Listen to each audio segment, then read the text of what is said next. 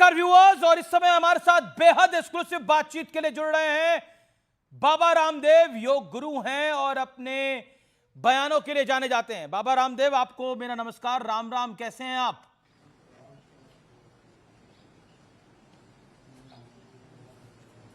बहुत बहुत प्रणाम, राम राम, जय श्री कृष्ण, जय श्री राम। जी बाबा रामदेव, आप कहते हैं जातियों में बंटना नहीं चाहिए, लेकिन कथावाचकों को तो जाति में बांटा जा रहा है और यादव कथावाचकों की चोटी काटी जा रही है। या ये क्या हो रहा है देश में?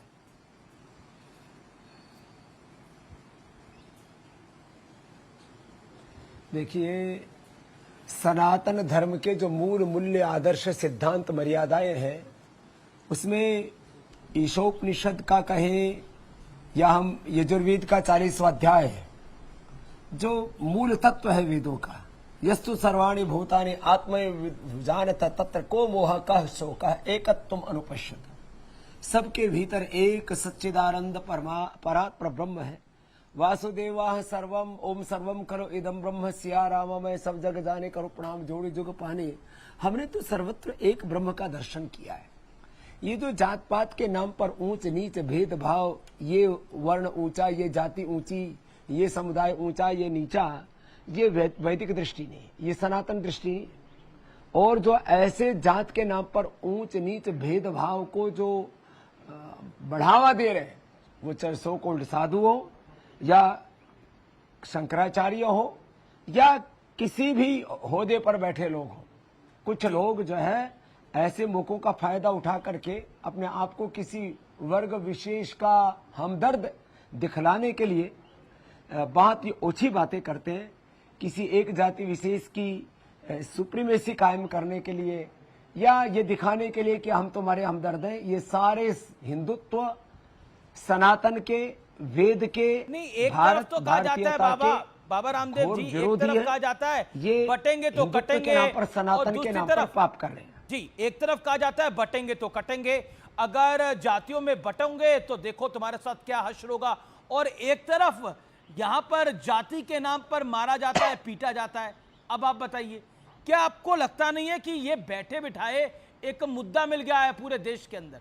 अब जितने वामपंथी है वो कूद पड़े हैं। हम तो यही बात तो कहते थे, यही बात तो बाबा रामदेव को समझाते थे, लेकिन वो समझते नहीं थे।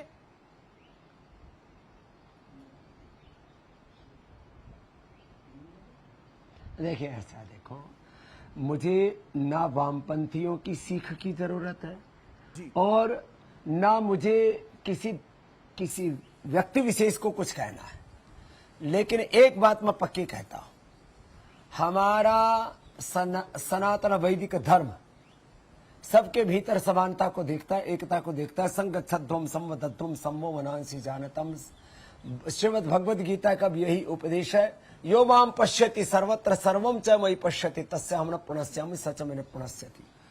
तो ये गीता की जो दृष्टि है, वेद की जो दृष्टि है, मित्रस्य चक्षुषा सर्वाणि भूतानि समीक्षन्ताम, आदमी को उसके चरित्र से, उसके गुणकर्म स्वभाव से ऊंचाई नीचा माना जाता था। और जो वेद के नाम पर भेद दृष्टि पैदा करते हैं कि ब्राह्मण से मुख हसित बाहुरा जन्य करता उरुत दस्य द्वैश पदभ्याम शूद्रो आ जाए, तो वो भी मूर्खता की बातें करें।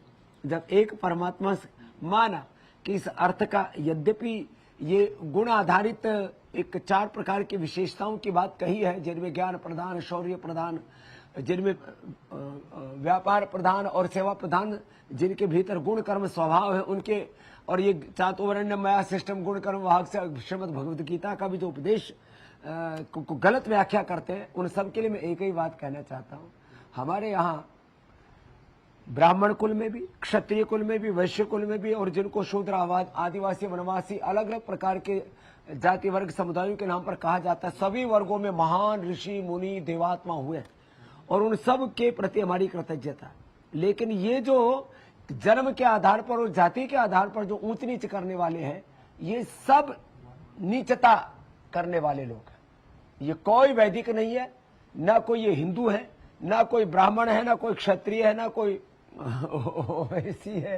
ओबीसी है, और ना कोई इधर उधर के। ये सारे लोग पापी हैं। ये हिंदुत्व के नाम पर, सनातन के नाम पर कलंक है। इसलिए सबको मिलजुल करके ही रहना है। बाबा रामदेव, आप स्पष्ट बात कहने के लिए जाने जाते हैं। क्या आप इस बात से सहमत हैं जो एक पक्ष बार बार कहता है, वो कहता है यदुवंशियों को कथा करने का अधिकार नहीं है? जो भी लोग ये बात कहते हैं उनको आप क्या कहना चाहेंगे? झूठी बात है। देखो, यदुवंशियों को कथा, भगवान कृष्ण यदुवंश के गौरव है, यदि आप कुल वंश की दृष्टि से कहेंगे। वैसे तो हम सब भगवान राम और कृष्ण के ही वंशज हैं, ऋषि ऋषिकाओं के वंशधर हैं। तो यदुवंशियों को यदुवंशी की कथा कहने का अधिकार नहीं होगा तो किसको होगा? और जो कथा लिखी गई है वह एक मछुआरे के बेटे के द्वारा लिखी गई है, जिनको हम व्यास जी, भगवान जी कहते हैं, या दूसरी जो कथा लिखी गई है वो वाल्मीकि जी के द्वारा लिखी गई है। और बाकी भी जितने भी शास्त्र है, बहुत सारे हमारे शास्त्र नॉन ब्राह्मण लोगों के द्वारा लिखे गए। यदि आप जाति के आधार पर उनकी उस बात को करते हैं तो मैं तो इस जात पात को मानता ही नहीं। बिल्कुल, मैं तो मानता हूँ जन्म से सभी एक जैसे पैदा होते हैं। अब वो कुछ उद्धरण देते, मैं तो उसको भी नहीं उद्धरित करता हूँ, नहीं उद्धरित करूंगा कि जन्म ना जाते इस उद्धर संस्कार द्विज उच्यते। मैं तो कहता हूँ जन्म से सब एक जैसे पैदा होते हैं, अपने कर्म से, अपने आचरण से, अपने चरित्र से महान होते हैं। और पहले भी चाहे क्षत्रियो, महान क्षत्रियो, महान वैश्यों, किसी को महान, जिनको अलग अलग वर्ग जाति समुदाय से जो लोग आए वो अपने चरित्र के कारण से, अपने आचरण के कारण से महान कहलाए। इसलिए अपना आचरण ठीक करो, अपना चरित्र ठीक करो, और जिसका चरित्रवान होगा उसको दुनिया मानती है, उसको दुनिया पूजती है। और ये जो ऊंच नीच फैलाने वाले लोग हैं, मैंने कहा ये सब के सब हिंदुत्व और सनातन के नाम पर, वेद के नाम पर पाप कर रहे हैं। उत्तर प्रदेश की सरकार ने शांति भंग करने वालों के खिलाफ एक कार्रवाई करी है, उनको गिरफ्तार किया है, यानी दोषियों को गिरफ्तार किया है। क्या आपको लगता है ये कार्रवाई काफी है या अभी कुछ और होना चाहिए?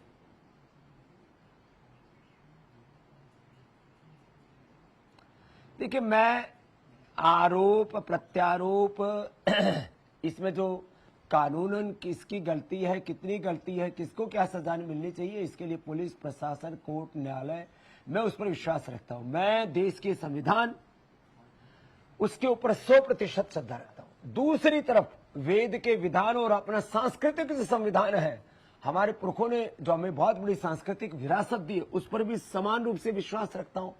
और सबसे बड़ी बात है, मैं जो ह्यूमन वैल्यूज है, मानवीय मूल्य है, प्रकृति का विधान है, मानव धर्म से बड़ा कोई धर्म क्या होगा, और मनुष्य से जाति और बड़ी जाति क्या होगी? हमारा खून का रंग सबके भीतर एक है, liver, kidney, heart, brain, soul सब जगह एक है। एकत्व, सह अस्तित्व, सामंजस्य, हार्मनी, वननेस, कोएग्जिस्टेंस, हार्मनी, यही तो हमारी संस्कृति के मूल तत्व हैं। और मैं एक एक शब्द, एक एक जो सनातन का तत्व, उसके वेद दर्शन उपनिषदों के उद्धरण के साथ कह सकता हूं। और मैं तो और दूसरी बात कह रहा हूं, जी, ये जो हिंदुत्व कहे, हम बौद्ध दर्शन कहें, जैन दर्शन कहें, यहां तक कि जो कम्युनिस्ट हैं उनके भी, जो कन्फ्यूशियस हैं उनके भी 99% विचार आचार्य चाणक्य से और वेदों से मिलते हैं। इसलिए ये जो आपस में बखेड़ा करते हैं, एक दूसरे को, बखेड़ा तो हो ही गया है अब इस विषय को लेकर, ऊंचा नीचा बता करके समाज में भेद के बीज डालते हैं। जी, अब बखेड़ा तो बाबा हो ही गया है। अगर आपको खुद आना पड़ रहा है और आपका साक्षात्कार हम कर रहे हैं, तो आप सोचिए कितना बड़ा बखेड़ा हो गया है। अब मैं बात करता हूं एक बड़ी इंडिविजुअल। आप कह रहे हैं कि यदुवंशी की कथा यदुवंशी ही करेगा, नहीं तो कौन करेगा। लेकिन कुमार विश्वास कहते हैं कि कथा सुनाने का अधिकार सभी को है, जाति से मतलब नहीं है। लेकिन आपका बयान है मारा भगवान भी दूसरे छीन लियो। एक कोई बात हुई क्या? भगवान तो सबके हैं, पर कोई ये कहे कि भगवान श्री कृष्ण की कथा हम ही सुनाएंगे, ये बात सही नहीं है। लेकिन उन पर भी आरोप है कि उन्होंने झूठ बोल के कथा सुनाई, यानी वो यदुवंशी थे, उन्होंने बोला हम कुछ और हैं। एक आरोप दूसरी पक्ष को भी है। नहीं, देखो ऐसा, ये ऐसा देखो, ये सब बातें ना आरोप प्रत्यारोप है। अमीश भाई, इस पर किसी को भी नहीं पढ़ना चाहिए, ना पत्रकारों को पढ़ना चाहिए जी, न किसी भी प्रकार से साधु संत महात्माओं को, सो कोल्ड शंकराचार्यों को। मैं सो कोल्ड इसलिए बोल रहा हूं, अभी कहा किसी को नहीं पता कि किसने क्या कहा। आप कहीं सुनी कुमार विश्वास का बयान तो मैंने कोट करा और आपका बयान भी कोट करा, के आधार पर आप निर्णय नहीं कर सकते। तो इसलिए मैं कह रहा हूं आपको कि ये जो आपस में किसने क्या कहा, किसने क्या किया, ये सब बातें अभी विमर्श में है, ये अभी जांच के दायरे में है, अभी कोई निष्कर्ष पर नहीं पहुंचे। जो चीज विमर्श में है, निष्कर्ष पर नहीं पहुंचे, ऐसी बातों को लेकर के किसी पर भी किसी प्रकार की टीका टिप्पणी, और मैं तो कहता हूं जो भी ओछी बात करता है किसी भी जाति वर्ग समुदाय का हो, और जाति वर्ग समुदाय कोई ऊंचा नीचा नहीं है, और जो ऊंचा नीचा कहने वाला है उससे नीच कोई हो नहीं सकता, उससे ज्यादा पापी, उससे ज्यादा अधम, उससे ज्यादा दुष्ट, उससे ज्यादा कोई असुर नहीं हो सकता। इसलिए सब ऊंच नीच, ये भेदभाव की दीवारें हमको ढानी पड़ेंगी। अरे काम अच्छे करो, देश विकसित 2047 तक ये ऊंच नीच फैला से नहीं बनेगा। 18 घंटा स्वामी रामदेव की तरह काम करो, 3 बजे से लेकर के रात को 10 बजे तक मैं भारत माता की सेवा करता हूं जी, और जी। उस पुरुषार्थ से अर्जित अर्थ को परमार्थ में लगाता हूं। 18 घंटा सेवा करो, सब मिलजुल करके रहो, भारत माता को अपनी आराध्य मानो, मनुष्य नाम की जाति को एक जाति मानो, बाकी ऊंच नीच जात पात भेदभाव ये सारा बखेड़ा बंद करो। और जितने, मैं तो पत्रकार भाइयों से भी कहूंगा, जो अलग अलग जो होदों पर बैठे हुए उन लोगों से भी कहूंगा कि आप ये आरोप प्रत्यारोप की बातें करके किसी भी तरह से आग में घी ना डाले। समाज में एकता की बात करें। आग में घी तो डली गया जब इस पे राजनीति होने लग गई। मैं ज्योतिष पीठ के शंकराचार्य स्वामी श्री श्री अभिमुक्तेश्वरानंद सरस्वती जी को कोट कर रहा हूं। वो कह रहे हैं अखिलेश यादव ने हिंदू समाज को तोड़ने वाला बयान दिया है। क्या आप ज्योतिष पीठ के शंकराचार्य की बात से सहमत हैं? अखिलेश यादव ने समाज को तोड़ने वाला बयान दिया है, हिंदू समाज को? देखिए, मैं ना तो किसी राजनेता के बयान के ऊपर जाऊंगा, मैं राजनेता की बात ही नहीं कर रहा, शंकराचार्य जी की। देखो हमारे देश में मैं तो शंकराचार्य स्वामी अभिमुक्तेश्वरानंद स्वामी जी की बात कर रहा हूं। दो बातें कर रहा हूं। 4 पीठों के 4 शंकराचार्य। और अब देखो, शंकराचार्य हमारे सनातन के गौरव होते हैं, लेकिन एक बात आपको बता देना चाहता हूं, हमारे किसी वेद दर्शन उपनिषद शास्त्र में नहीं लिखा हुआ कि हिंदू धर्म का ये ठेकेदार है। हमारे यहाँ पर कोई ठेकेदार नहीं है, बिल्कुल नहीं लिखा हुआ। लेकिन वो कह रहे हैं कि अखिलेश यादव का बयान हिंदू समाज को तोड़ने वाला बयान था, और इसलिए अभिमुक्तेश्वरानंद सरस्वती जी, आप उससे सहमत हैं, असहमत हैं? यहाँ आपका न्यूट्रल व्यू है। 3 ऑप्शन आपके सामने। मैं वापस आपको मैं किसी भी शंकराचार्य के बयान पर कोई टिप्पणी नहीं करना चाहता। मैं एक ही बात कहना चाहता हूं, भारत का हर एक बालक किसी भी वर्ग जाति समुदाय में पैदा हुआ है, उसका मूल तत्व है रामो हम, कृष्णो हम, हनुमत हम, शिवो हम, आत्मा हम। मैं नित्य शुद्ध बुद्ध सच्चिदानंद स्वरूप शिव आत्मा हूं। और ये हमारी शुद्धता की ये कसौटी है, इस कसौटी पर हमें जीना है। और मैं सब जाति वर्ग समुदाय के लोगों को कहूंगा, सनातन धर्म जीने का तत्व है, धारण करने का तत्व है। और बाकी सब जो धर्म के नाम पर चल रहा है, ये सब उल्टा सीधा बखेड़ा, ये पाप है, ये अधर्म है, ये नीचता है। इस सब बखेड़े में मत पड़ो, अपना आचरण सुधारो, कर्म अच्छे करो, मिलजुल करके सब नर करे परस्पर प्रीति, चले स्वधर्म निरत श्रुत नीति, संस्कृतेन गमे महिमा श्रुतेन विराधिसी। बहुत से हम तो वर्णाश्रम धर्म के संरक्षक हैं, हम तो ये सब बकवास करने वाले लोग हैं। कोई भी हो, चाहे मैं किसी का नाम नहीं बोलूंगा, वर्णाश्रम के नाम पर, जातियों के नाम पर कोई भी बांट रहा है, चाहे वो कोई शंकराचार्य जी है, चाहे कोई महामंडलेश्वर है, चाहे कोई नेता है, चाहे वो कोई पत्रकार है, चाहे सो कोई लिटरेट इडियट जो अपने आप को थिंक टैंक्स कहने वाले लोग हैं, ये सब हिंदुत्व के नाम पर कलंक है, पाप है, नीचता है। ओके, मैं आपसे अगला सवाल पूछता हूं। ये बाबा बागेश्वर बहुत सारे पैसे लेते हैं, 50 लाख रुपए लेते हैं, ये कहा जा रहा है। वो कहा है कि कथा, ये जो बाबा लोग हैं ये बहुत पैसे लेते हैं। अब ये भी नेता ही कहने, आप बताइए क्या करिएगा?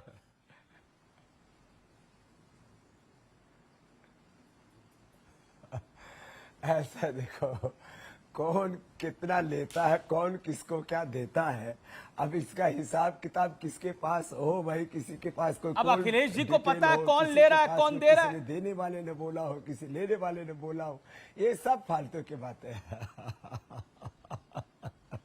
ये सब ये 50 लाख की फिगर बाबा मैं नहीं लाया, अखिलेश जी को पता लग गया। दुनिया में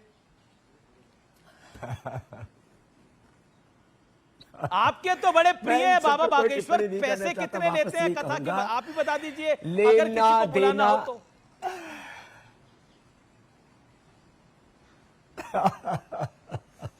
ऐसा है, जिसको बुलाना हो वो जा करके हम फोन करवा देंगे, जिसको मिलने के लिए समय नहीं मिल रहा हो तो हम मिलवा देंगे।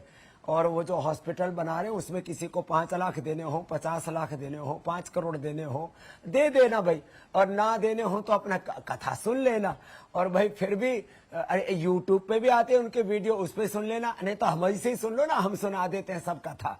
तुम्हारे भीतर राम है, तुम्हारे भीतर कृष्ण है, तुम्हारे भीतर हनुमान है, तुम्हारे भीतर शिव है, और तुम ही शिवावतारी हो। शिवो हम शुद्ध हो हम, यही भगवान आदि शंकराचार्य कह रहे, यही वेद कह रहे, स्वामी रामदेव कह रहे। जी, लेकिन देखिए अब बागेश्वर बाबा भी जो हैं वो भी जिसे कहते हैं बजरंगबली के चेले हैं, वो भी कह देते हैं, वो कहते थे अब मैं हर गधे की बात का जवाब तो दे नहीं सकता। अब बताइए।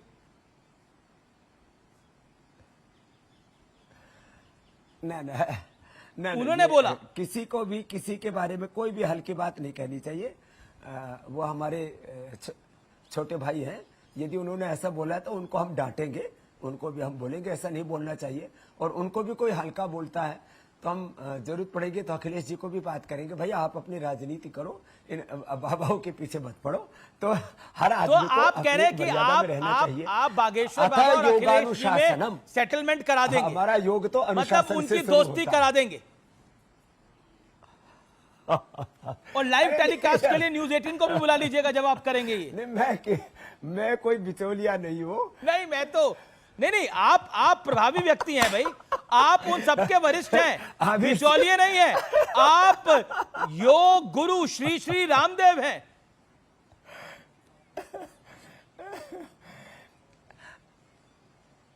मैं किसी में लड़ाई झगड़ा नहीं देखना चाहता। नहीं, सुलह की बात कर रहा हूं मैं तो लड़ाई झगड़े की बात ही नहीं कर रहा, मैं तो सुलह की बात कर रहा हूं। जी हिंदुस्तान के लिए आपसी मतभेद हमें जीने नहीं देंगे, देश न रहा तो हम कैसे रहेंगे।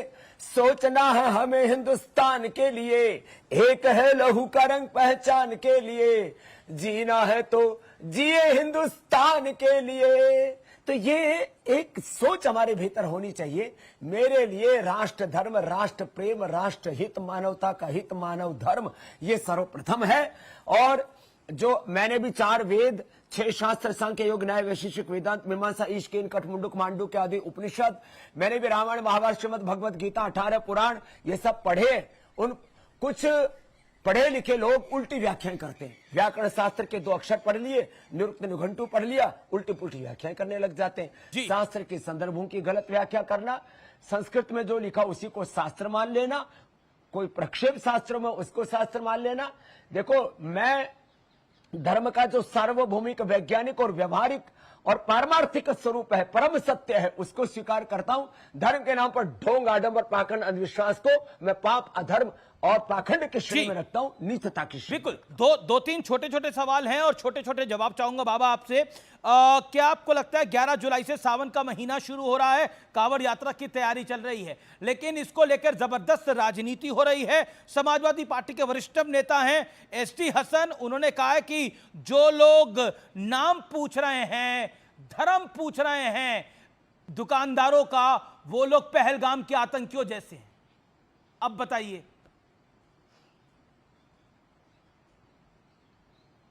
देखिए ऐसा है, देखो भाई, कोई किसी ने दुकान खोल रखी है, पतंजलि के जितने भी स्टोर है उस पर पतंजलि का बोर्ड लगा, इसमें दिक्कत क्या, छिपाने की क्या बात है।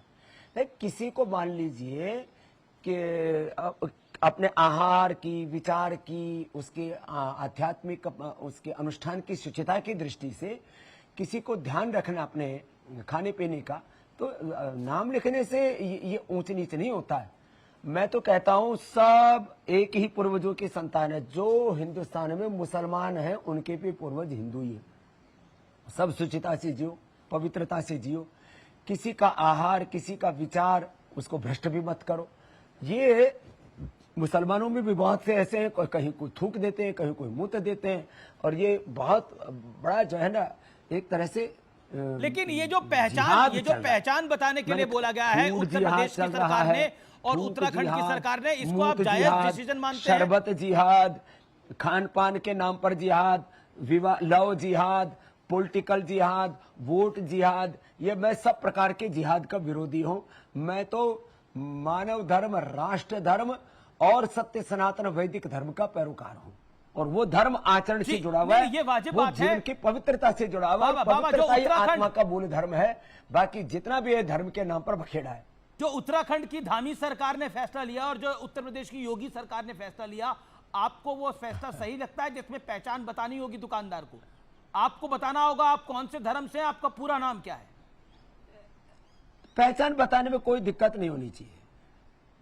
तो आपत्ति है कि तो क्या पहचान दिक्कत है? पूछनी स्वामी क्यों? रामदेव का सबको पता है, मैं सनातन हिंदू वैदिक धर्मी भगवान रामकृष्ण को, शिव को अपने, तो क्या दिक्कत है पहचान पूछने में? सबको अपनी पहचान पर गर्व होना चाहिए। मुसलमानों को मुस्लिम होने पर गर्व होना चाहिए, सनातनियों को सनातनी होने पर गर्व होना चाहिए, इसमें कौन सी शर्म की बात है? वो कह रहे हैं कि पहचान के लिए कपड़े उतारने के लिए मजबूर करना, वो एक कह रहे हैं कि ऐसा भी हो रहा है, इसका कोई प्रूफ नहीं है अभी तक, लेकिन वो कह रहे हैं पहचान के लिए कपड़े उतरवाए जा रहे हैं और इसीलिए जो लोग ये कर रहे हैं वो पहलगाम के आतंकियों जैसे हैं। ना, ये सब गलत बात है जी। मेरा अगला सवाल है, देखिए ये सवाल मैं आपसे नहीं पूछूंगा तो देश के साथ ना इंसाफी होगी। अगला सवाल का ध्रुवीकरण, ये सब बकवास है जी। बाबा मेरा अगला सवाल अगर मैं आपसे नहीं पूछूंगा तो देश के लिए ना इंसाफी होगी। मैं बात कर रहा हूं दिलजीत दोसांझ की। उसने एक पाकिस्तानी कलाकार को लिया, हानिया को, और उसको लेकर विवाद खड़ा हो गया, लेकिन वो तस से मस नहीं हो रहे। क्या आपको लगता है पाकिस्तानी एक्टर्स को हिंदुस्तान में काम करना चाहिए?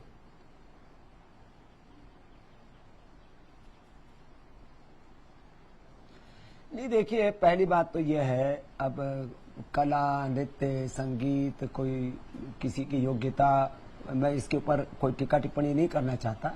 अब पूरी दुनिया ना उसमें से बाउंड्री ढह चुकी है, लेकिन पाकिस्तान के संदर्भ में एक अलग बात चल रही है।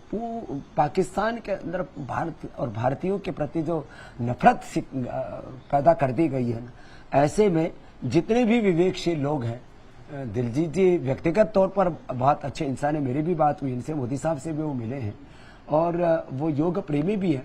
अब ऐसा उन्होंने क्यों किया, मुझे लगता है उनसे भी मैं एक बार बात करने के बाद ही कुछ इस पर कह पाऊंगा। जी जी। लेकिन हमको अवॉइड करना चाहिए ऐसी चीजों को, क्योंकि पाकिस्तान एज ए जो कंट्री है ना, वो एक तरह से भारत के साथ बहुत घटिया तरह की हरकतें करता रहता है, नीचता के हदों तक गिरता रहता है। जी, मेरा अगला सवाल और आखिरी सवाल आपसे ये होगा कि आजकल लोग अपने हेल्थ को लेकर बड़ी सारी चीज़ें करते हैं। कोई उम्र को कम करने के लिए इंजेक्शन लेता है और उसके बाद उसको सडन हार्ट अटैक आ जाता है, उसकी डेथ हो जाती है। तो आप का प्रभाव बहुत है, आप बहुत बड़े योग गुरु हैं, क्या मैसेज देना चाहते हैं? अभी हाल ही में एक जानी मानी एक्ट्रेस हैं शिफारी जरीवाला, उनका निधन हो गया, दुखद हुआ, लेकिन क्या कहना चाहते हैं आप? एज को कम करने के लिए, ये जो अपने आप को जवान करने के लिए करा जाता है, इम्यूनिटी के लिए, ये मैं बहुत पूरी दुनिया के जो है ब्रायन जॉनसन जिसने मेरे घोड़े वाले वीडियो के ऊपर टिप्पणी की थी, उसके लिए भी कहूंगा। ये जो हमारी बेटी की जो डेथ हुई है, बहुत ही दर्दनाक जो मौत हुई है, उनको भी कहूंगा।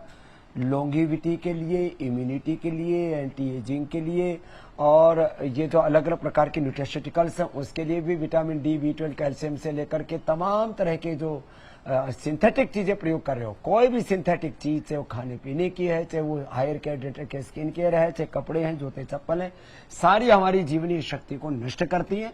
इसलिए back to basic, back to Vedas, अपने मूल संस्कृति, अपने मूल मूल्यों की ओर लौटो। योग से बेहतर कुछ भी नहीं है। मैं आपके सामने बैठा हूं, लगभग 60 साल की मेरी उम्र होने वाली है। कहाँ लगते हैं बाबा आप 60 साल? यदि आप बायोलॉजिकल एज की बात करेंगे तो मैं 30 साल वालों से भी ज्यादा फिट हूं। बाल आपके पूरे काले हैं, अब तो मेरे भी सफेद होने लग गए। अरे साहब ठीक है, मैं इसलिए कर रहा हूं। अब आपको भी मैं योग की दीक्षा देता हूं जी। भस्त्रिका करो, कपालभाति करो, अनुलोम विलोम करो, सुबह उठ करके आंवला, एलोवेरा, गिलोय, गोधन, अर्क, हनी पियो। सुबह 1 चम्मच गाय का घी पियो। देसी खाना खाओ, मिलेट्स का सेवन करो, दूध दही खाओ। देसा में देश हरियाणा, उड़ा दूध दही का खाना। ये बढ़िया चीज भाई अपनी, इन अपनाओ। ये फालतू के बर्गर, पिज्जा, चाउमीन, ये सब फालतू के जंक फूड, आजकल तो मोमोज भी बड़े चल रहे हैं। बहिष्कार करो इन सारे अनहेल्दी चीजों का, बहिष्कार करो एमएनसीज का, बहिष्कार करो चाइना का, बहिष्कार करो यूरोप की कंपनियों का, बहिष्कार करो अमेरिका की कंपनियों का। ये सारे प्रत्यक्ष परोक्ष रूप से भारत और भारतीयता के घनघोर शत्रु हैं। ये हमारी करेंसी को कमजोर करते हैं, ये हमारी अर्थव्यवस्था को कमजोर करते हैं, हमें सामाजिक, आर्थिक, राजनीतिक तौर पर गुलाम बनाते हैं। इसलिए हमको सबको प्रण करके योग व्रती होना चाहिए, स्वदेशी व्रती होना चाहिए और सनातन व्रती होना चाहिए कि मैं सच्चा सनातनी बनूंगा, अपने ऋषि ऋषिकाओं का मूर्त रूप बन करके उन जैसा चरित्र, उन जैसा शील, समाधि, प्रज्ञा से युक्त होगा। ये है मेरा तो एक ही संदेश। जी जी, चलते चलते एक आखिरी सवाल, वक्फ के कानून को लेकर अब बहुत बड़ी राजनीति हो रही है और कहा जा रहा है कि इसको कूड़ेदान में डाल देना चाहिए। तेजस्वी यादव ने एक कहा है, क्या कहना चाहते हैं आप एक लाइन में?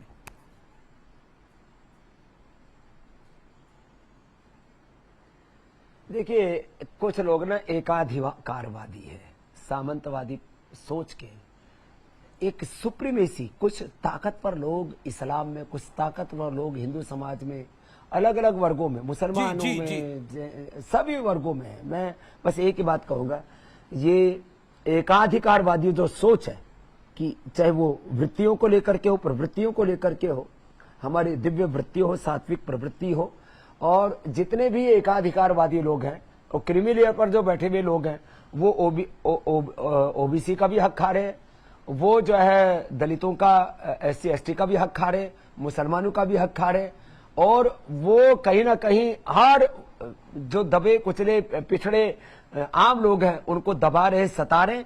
इन सब लोगों को हमें ठिकाने लगाना चाहिए। ये सब जो ताकतवर लोग हैं, कुंडली मार करके बैठे, इन जहरीले नागों को हमें मोक्ष कर देना चाहिए। चलिए बाबा, आपका बहुत बहुत शुक्रिया हमारे साथ जुड़ने के लिए। सोशल मीडिया पर किसी ने आपके लिए पूछा है कि आपसे पूछा है कि आप इस समय राहुल गांधी को कौन सा योग आसन करने की सलाह देंगे? ये सवाल अभी जस्ट आया है। ये मेरे राम, आप लोग भी ना कोई तड़का लगाए बिना मानोगे नहीं। मैं सभी को कहूंगा, कम से कम भस्त्रिका, कपालभाति, अनुलोम विलोम, भ्रामरी, उद्गीत, 5 प्राणायाम, कम से कम सूर्य नमस्कार या 5 आसन, ध्यान मुद्रा, वायु मुद्रा, शून्य मुद्रा, पृथ्वी मुद्रा, वरुण शक्ति, अपान मुद्रा, कोई भी 5 मुद्राएं सभी को करनी चाहिए। देश में पक्ष विपक्ष जी निष्पक्ष रूप से मजबूत होने चाहिए, तो ही लोकतंत्र मजबूत होगा। और लोकतंत्र में सबको सब प्रकार की स्वतंत्रता, सामाजिक, आर्थिक, धार्मिक, सब प्रकार की स्वतंत्रता और स्वाधीनता का मैं हामी हूं। बहुत बहुत शुक्रिया बाबा रामदेव, आपका हमारे साथ जुड़ने के लिए।